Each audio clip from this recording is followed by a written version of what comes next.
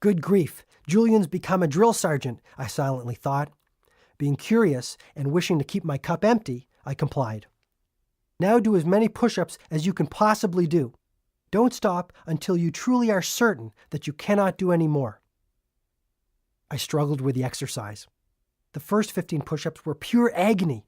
At 23 push-ups, I gave up. No more, Julian. This is killing me. The only lesson I'm going to learn from this is what to do for a heart attack. Do 10 more. Then you can rest, commanded Julian. You've got to be kidding. But I continued. 1, 2, 5, 8, and finally 10.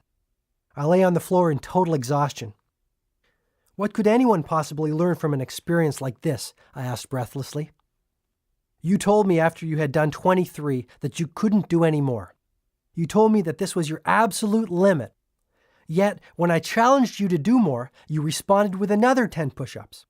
You had more inside you, and when you reached for your resources, you received more. Yogi Raman explained a fundamental truth to me. The only limits on your life are those that you set yourself. When you push beyond your limits, just as you did in this demonstration, you unlock mental and physical reserves that you never thought you had. Julian sensed he was on a roll. You practice the art of Kaizen by pushing yourself daily. Work hard to improve your mind and your body. Nourish your spirit. Do the things you fear. Be the person you dream of being. Julian continued his passionate discourse. Identify the things that are holding you back.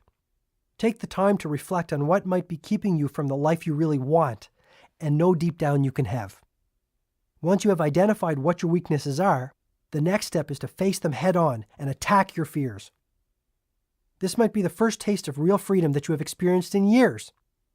Fear is nothing more than a mental monster you have created, a negative stream of consciousness. You mean all my fears are nothing more than imaginary little gremlins that have crept into my mind over the years? Exactly, John. Every time they have prevented you from taking some action, you have added fuel to their fire. But when you conquer your fears, you conquer your life. I need an example. Study a baby. She has no limits. Her mind is a lush landscape of potential and possibility. Properly cultivated, it will lead her to greatness. Filled with negativity, it will lead her to mediocrity at best. A baby could be trained to view a glorious sunny day as depressing. A child could be trained to see a puppy as a vicious animal. An adult could be trained to see a drug as a pleasant vehicle for release. It's all a matter of conditioning, isn't it? Sure. The same holds true for fear. Fear is a conditioned response, a life-sucking habit that can easily consume your energy, creativity, and spirit if you are not careful. When fear rears its ugly head, beat it down quickly. The best way you can do this is to do the thing you fear. When you erase fear from your mind, you start to look younger and your health becomes more vibrant. Ah, the old mind-body connection, I replied, hoping to mask my ignorance. Yes, the sages of the East have known about it for over 5,000 years. Hardly new age, he said with a broad grin. Truly enlightened people are prepared to put off short-term pleasure for the sake of long-term fulfillment.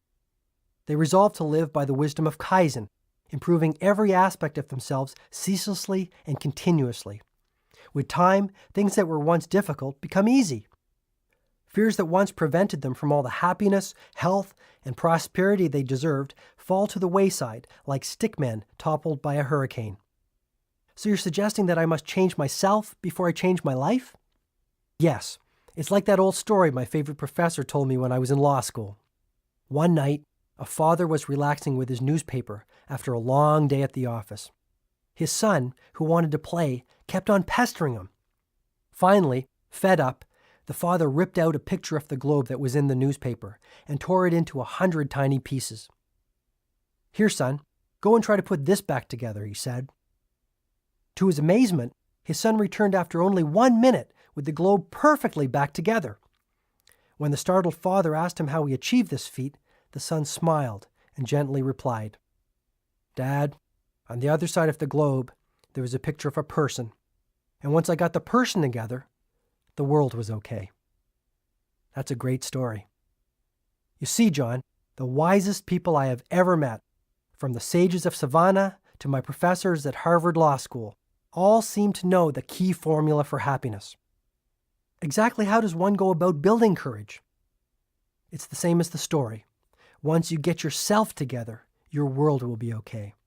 But you must spend some time daily working on yourself, even if for only 10 or 15 minutes.